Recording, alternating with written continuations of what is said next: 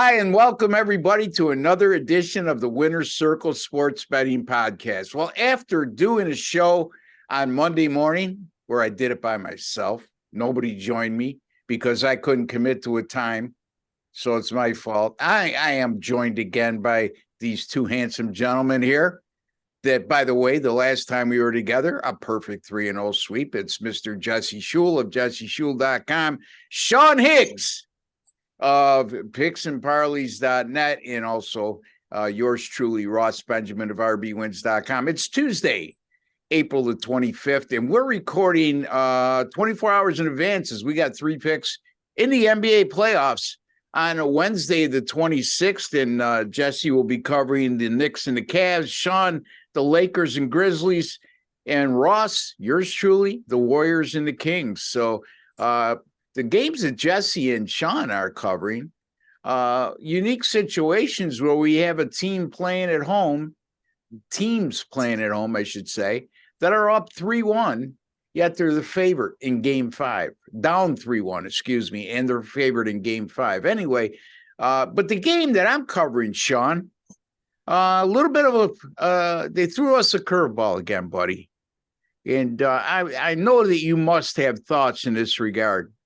The Kings opened as a 1-point favorite against the Warriors, and lo and behold, the leading scorer, best player for the Sacramento Kings, De'Aaron Fox, is going to be on the shelf as he's got a broken index finger. So once again, we have a star player at this time of the year, and only the first round of the NBA playoffs that are out. So anything on that? Or didn't they say he was going to try to play with the broken finger? I don't know. Fox sheets had him listed as doubtful, and I got to believe that. It's looking at the opener, Jesse, where the Kings opened -1 and now they're +4. I got to believe that the books wouldn't really put themselves in a vulnerable position there. Sean, your thoughts? Yes and no to that, because didn't we just see Jimmy Butler as a questionable with but that was questionable. They got listed. He's so questionable. He scored 60 points last night. Yeah, I mean, that was different though, Sean. He was questionable. De'Aaron Fox is listed as doubtful. Yeah, and De'Aaron Fox has a broken index finger. Jimmy Butler has a sore ass from falling on his buttocks. So I mean, I don't know. You put a splint on a finger. Is it that much of a difference for the guy? I don't know. Do I want to label forward Golden State even without Sacramento's best guy playing? No. I mean, the Warriors haven't won on the road. I don't want to lay 4 with them here, but for me, it'd be a stay away. I'm not interested in it. I mean, I thought the series would probably go 6 anyway, but that's the kind of thing. No, thank you. You don't got to bet it because it's the last game on the board, especially with a situation like that. Yeah. Knock yourselves out, folks. In game if you want to. I don't know. Me, I'll be in bed. I'll knock myself out in a couple minutes with this game. So you won't have to wait long, Sean. Yeah, so. I got that. For me, that's a pass for me. All right. At least we got his thoughts. Jesse, anything that you've seen in recent days in the NBA playoffs, or just the material we just covered with Sean? Anything you want to add? I guess the De'Aaron Fox is just the latest superstar, star player, best player on a team to go down. I mean, they're dropping like flies despite the, I'm not even going to say the words, but star players are banged up. I didn't see how well Giannis played in Miami last night, but I put out a play on that game, and my thoughts were, I was reading that Jimmy Butler was going to play. There was no doubt about whether he was going to play or not.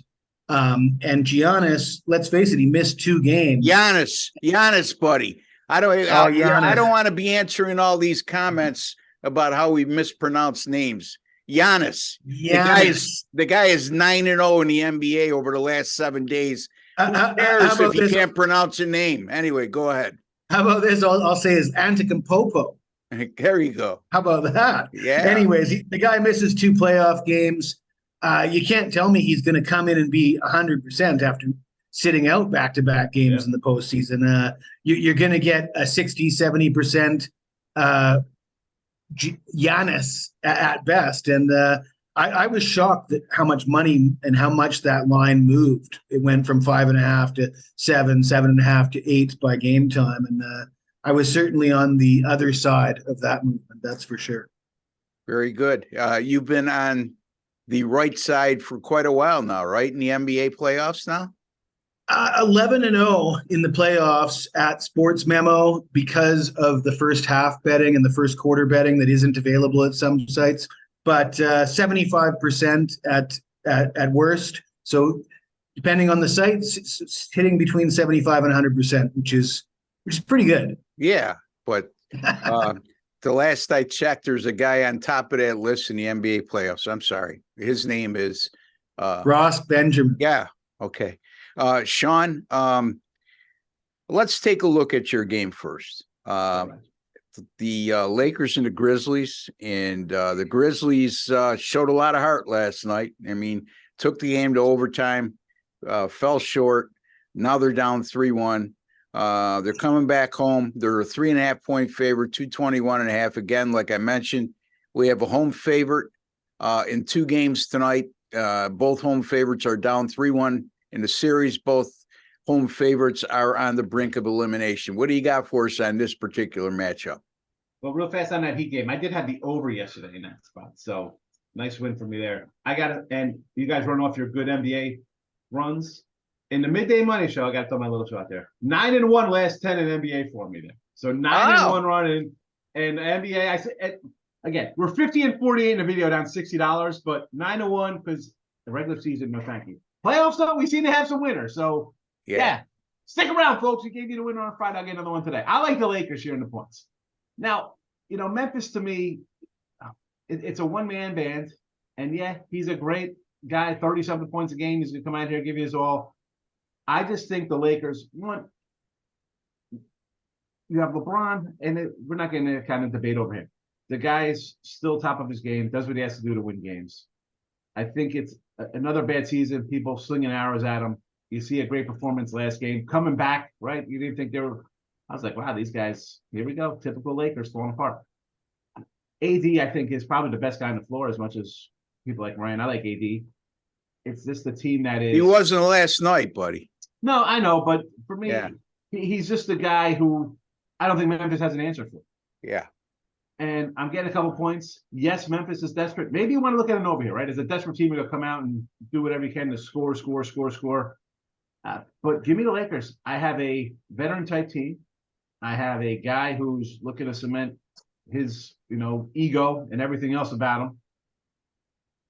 I can't. I have to take the Lakers. I know it's not a – I don't want to say it's a square pick taking Lakers, but this is a team in this kind of series. I'll fade them all season. Playoff time, I had them the other day, laying 3 here or 3.5, whatever it was. I'll take them again here as a dog. It's not, there's no complex thinking to it. I'm taking the points. I don't think Memphis is good. Yeah, they're desperate. Give me the better players on the other side. Yep. The Lakers plus the 3.5 at Memphis on Tuesday, April the 26th from Sean Higgs.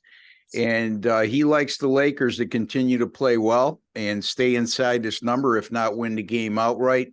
This is one of those picks I might be leaning toward taking a first half play or a first quarter play on the Memphis Grizzlies just because they're so desperate. Yeah, and Jesse's shaking his head, which I knew he would, because we think alike in that regard, and that's scary. By the way, Jesse, before you get to your game, what's the world coming to when Sean has nice things to say about the NBA? Well, it did take a 9-1 streak to do that. I mean, everybody's gonna like a sport when you're hitting 90%. Yeah, it's hard to dislike a sport when you're hitting 90%. Yeah. So your game, buddy, is the Knicks and the Cavs. Interesting here. I mean, the Cavs a 5.5-point favorite. To me, that's a heavy line to me. You have a team down 3-1. The Cavs laying 5.5. And you know what? When I see situations like this, I usually go against public perception, which would be to take the team up 3-1, getting 5.5 and coming off 2 home wins. I have a small lean toward the Cavs, but it doesn't matter what I think. It matters what you think, because that's our official pick on the show. Well, before I get to that pick, Ross, let me comment on Sean's pick. I do agree with you. I think the low-hanging fruit is on Memphis for the first quarter specifically. I like the first quarter bets better than the first half bets. I agree with Sean, though. I mean, everything he said. I had the Lakers last night, and the Grizzlies have no answer for Anthony Davis. I put that right in my write-up. I don't have any faith in the Grizzlies full game, but I do have faith in all these teams that are facing elimination. When they're at home facing elimination, I like them for the first quarter. And that brings me to the New York Knickerbockers on the road at the Cleveland Cavaliers. I think the Knickerbockers have proven already that they're probably the better team. So there's no way I want to take Cleveland minus the 5.5 for the full game. The Knicks have already won here, but I don't think the Knicks are going to come out like gangbusters against a Cleveland team that was 32-11 at home and blow them out in the first quarter. I think Cleveland starts hot, just as we've seen a few elimination games now, and it's been a similar story in all of the Minnesota facing elimination.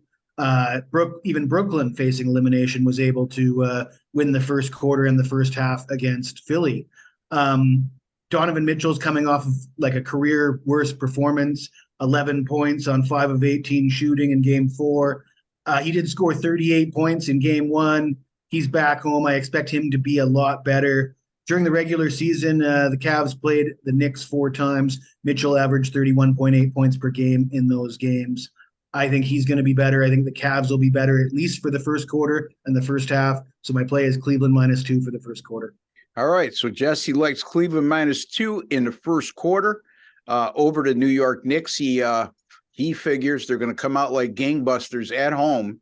And they've had a strong home court for the majority of the year. I mean, they did tail off a little bit near the end of the regular season, but you make some good points there.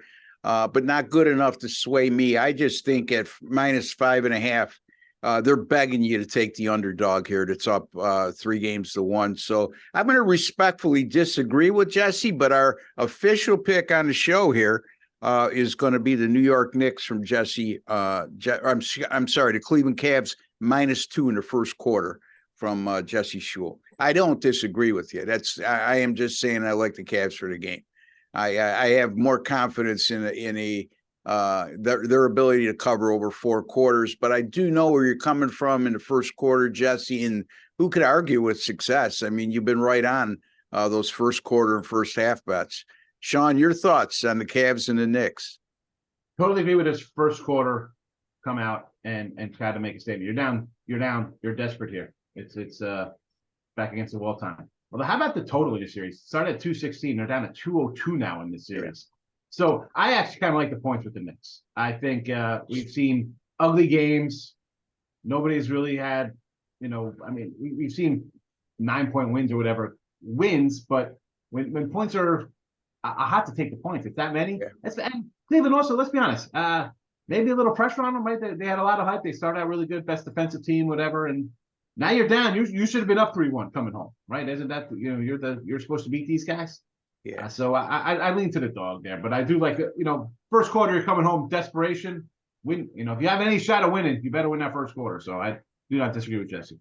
Yeah, there you go. So Sean likes the Cavs in the first quarter like Jesse does, and then he likes the Knicks +5.5 for the game. And again, I'm going to lay the 5.5 with the Cavs. They're giving you the winner, in my opinion, with this line. Sometimes you got to think like a bookmaker, gentlemen. That's what I'm doing here. Doesn't mean that I'm going to be right, but if you stick to that, when I stick to that game plan, I usually win over a consistent basis. So like I have for the last 20 years, and Jesse has for the last, I don't know how many years, and Sean's been right there with me the last 20 years. Jesse, you're just a little short of that, right? What you've been doing? Yeah, I would say I'm coming up on my 20th year, I think. Okay. So we're all in the same beginning state when we went public with this. So, and we're all still here, and we're all still winning. And let me look at my game. It is the Sacramento Kings Golden State at Sacramento. Right now, the Warriors are a 4-point favorite, and the total's 232.5. Like I mentioned in our earlier discussion, Sacramento did open as a 1-point favorite in this game, but because of the status of De'Aaron Fox, their move to the Warriors being a 4-point favorite from a 1-point dog. I just think, to me, is De'Aaron Fox worth 5 points? Probably. But this is one of those situations, again, you look at this series, it's tied 2-2. This is obviously a pivotal game 5. Whoever wins game 5 when the series is tied 2-2 is at a distinct disadvantage to move on in advance.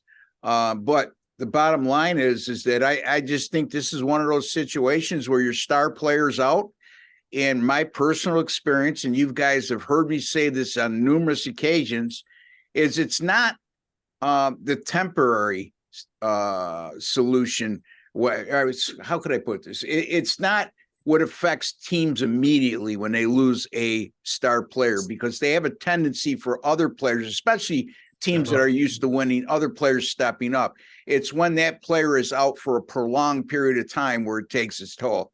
And I just think this is one of the situations where Sacramento's got some good complementary players to keep them in this game throughout. They won the first 2 at home, and they have a very strong home court. If you saw the first 2 games in Sacramento, those people were starving for playoff action and emotional, and really created a great home court for the Kings. And Golden State, like Sean mentioned, 11-32 straight up and 13-30 against the spread on the road. Give me the home underdog here. I'm going to take the Kings +4 over the Warriors. Jesse. I think I'm going to have to lean the other way. I like injury replacement theory. I like betting on teams when their star goes down, but I have to ask myself, who are those players that are going to step in and fill that role? And I struggle to see who's going to do it. And when you look at their opponent, the defending champs, you got a coach like Steve Kerr, you got gritty guys like Draymond and talented guys like Stephen Clay. I'm not sure I'm ready to bet against the Warriors here against a wounded opponent, and I'm not buying that they can't win on the road thing. They won on the road when they had to at the end of the year. I know their road record was terrible. They won on the road in last year's playoffs. They won on the road in Boston in the finals. I'm not buying that they can't win on the road. So it's not like going to be my game of the year or anything, but it's hard for me to want to bet against the Warriors. I'll say it that way. Well, you make good points, no doubt about it. And again, I just have a hard time laying 4 points just because one player's out for the opposition, and that player's a really good one, right? But I just think the other players will step up tonight and look, I mean, they haven't been a one-man band all year. It's not like we're talking about Michael Jordan. It's not like we're talking about even LeBron James here. We're talking about De'Aaron Fox. All due respect, he's had a tremendous season and a tremendous playoff so far. But Sean, is that enough just to go against the Kings at home as an underdog in this spot?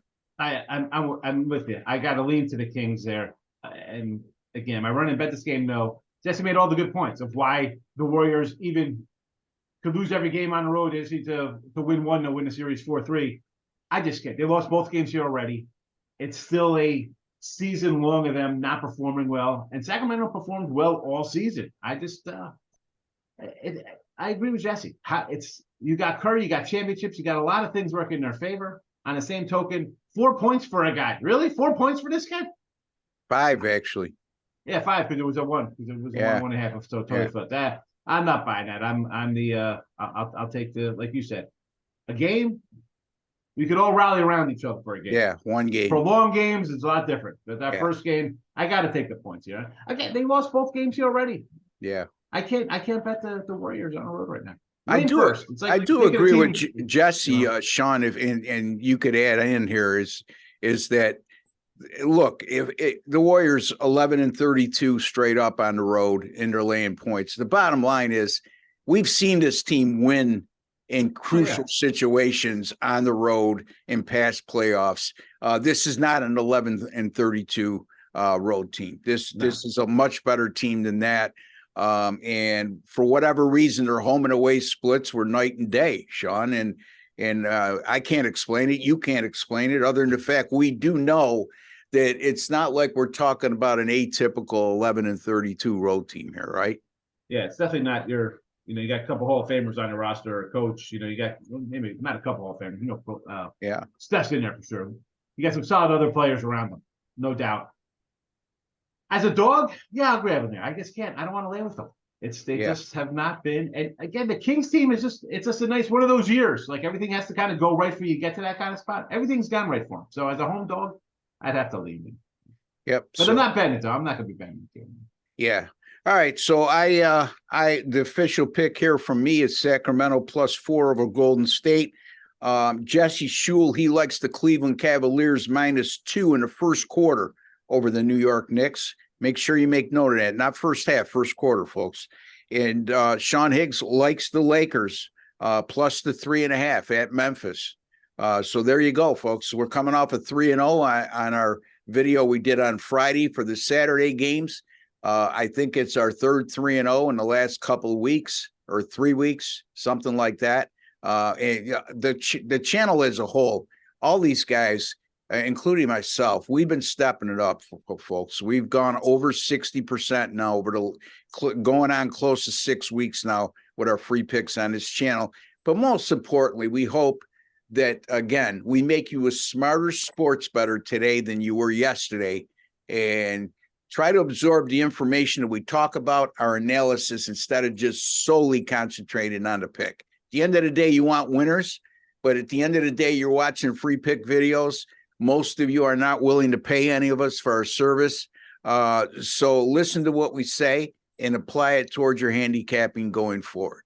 Anyway, Jesse, tell the folks once again at jesseschule.com, you're red hot right now with your NBA picks. And red hot with everything, because I'm looking, I believe you're number one at Sports Memo over the last 30 days, if I'm not mistaken, or you're right up there. I'm number one at Sports Memo since January 1st, 2022, Ross. Oh, this guy. Oh, okay. Thanks. And for the last 30 days. And, but yeah, you're on the right track. But yeah, probably more importantly than that, because I don't think a lot of our viewers actually care about that, because they, like you said, they're not interested in parting with their money. What they're probably more interested in, 12-2 the last 7 days with my own free picks on my YouTube channel at Jesse Schule Picks. That's what they really want to hear, because that's 100% free. There you go. And you could find Jesse on his own video channel, and he's doing quite well, actually. I mean, I looked at your views, Jesse. They're getting right up there for somebody that's just created a new channel. So again, folks, not only good information here, you can get great information from Jesse on his own channel. And we also have the guy below us here, Mr. Sean Higgs, not below us in stature wise, below us on the video. I just want to make that clear. I'm the he didn't even flinch though, 6'1". Jesse. You know what I mean? He's accepting upon the fact that he's below anyway. Yes. At 6'1", 280, I'm by far the biggest guy in here. We can put you guys together, and I'm sure I got you beat. But you guys are definitely record-wise got me beat. I'm not a 60% guy. I'm happy in baseball, 50%, 45% baseball. I'll make you money. But yeah, I don't mind being below you guys. They're two of the best in the biz. And yeah, buying picks. People, hit the like button for us. Comment. Yeah. That's what I like. I mean, I do the Midday Money Show. I'm a comment-driven show. I'm a like-driven show. You buy the picks. They'll admit Ross and Jesse will say we don't make a lot of money off the picks. We get a percentage of that. That's not how we pay the bills. We pay the bills by our free picks win, our regular picks win. That's what we do. Yeah. Twitter, Mr. Sean Higgs, Midday Money Show on YouTube at Picks and Parlays and their sister channel, Winning Free Picks.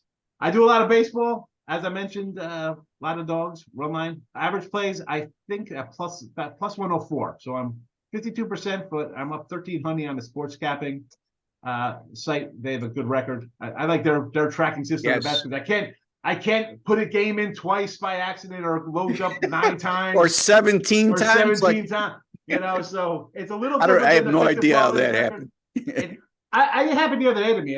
I hit a total and it came in 3 times. Of course, it loses and it skews your record, but it is what it is. We don't lie about our record. You can find us. We're on multiple sites and channels. The plays are all records a little different, but that's based on odds, and sometimes you get a screw up and we can't control it. But yeah, Yeah. Well, we've all talked about it. Sports capping does a great job of monitoring our picks. And like Jesse said, though, you go from site to site. One site gives you different options, like Sports Memo might give you options to play in the first half, first quarter, etc. They have about every option available to you that you can utilize. And on the other hand, sports capping is more a traditional site where money line, point spread, totals bets, no half times, no first quarters, no prop bets. So it's pretty much mainstream in old form, without all these props and all these other types of bets. So yes, they're very accurate in terms of that. So if you ever want to check our records or verify our records, I know the record that I always verify when I'm using my streaks on this channel is from sports capping, because I mirror them to my site and make sure it's unison. But that's not always the case. Like Jesse said, sometimes you'll see a different record on one site compared to the other, and that's why. It's not like anybody's pulling any shenanigans. In any event, you can find me at rbwins.com. That's rbwins.com, folks. Since the NBA postseason began on April the 11th in the play-in tournament, I've gone 15-3 with my NBA point spread and money line picks. And by the way, money line picks in the NBA, either an underdog or a favorite of 140 or less. I never go beyond the 140. And since 2020, 32-9 with my NBA money line picks. So there you go, folks. You get your ROI on those picks are going to be pretty good. And not what other guys may go 32-9 and give you 180s and 190s favorites. But yeah, guy up there in the top left-hand corner. So no wonder he's hitting 90%. Anyway, I'm joking. Jesse's one of the best handicappers in the world right now, as well. As long as he's not in that 250 range, it's all right. He doesn't go that crazy. No, he doesn't do that. He doesn't do that. I don't even really go the 190 range very often. Like 1 out of 100 plays maybe is in that range. I mean, I'll go there, but not on a day-to-day basis. I'm not very proud of you when you do go there, but anyway. I mean, when you look at those long-term numbers, though, I mean, it's I'm giving you a hard time, Jesse. I'm giving you a hard time, buddy. It's my job. If it ain't broke, don't fix it. That's what I gotta say. And the bottom line is it would be one thing if you're losing half of those games. You're not. So the proof is in the pudding. Anyway, rbwins.com for me. Also, you can find me at Ross Benjamin 1. That's at Ross Benjamin 1 on Twitter, where we post all of our videos on this channel. So the Winner's Circle Sports Betting Podcast, broadcasting 5 days a week, sometimes 6. And you can get all those videos right at my Twitter page and also my homepage, rbwins.com. On a nice run in the NBA playoffs, like I said, Major League Baseball won the last 2 on the Baltimore Orioles last night, plus 108 over Boston. I also had the Miami Marlins plus 119 on Saturday in the second game of the doubleheader over Cleveland. So going good there. In the NHL, cashed in last night as I had the Tampa Bay and Toronto game over 6.5. Nice winner there. Anyway, don't forget, folks, if you have not subscribed, take a second to do so. Costs you absolutely nothing. No strings attached. You'll be privy to some of the best sports handicappers in the world right here. Not only us 3, but also Doug Upstone of DocSports.com as well. And don't forget to give us a like at the end of the video. Don't forget to visit Jesse at jesseschule.com. Visit his YouTube page. Sean Higgs at picksandparleys.net. Also, listen to his Midday Morning podcast. Midday Money, excuse me. I'll get that right one of these times. At least I'm calling you Sean and not Craig. So give me some credit, buddy. Anyway, until the next time, folks, good luck, God bless, and take care.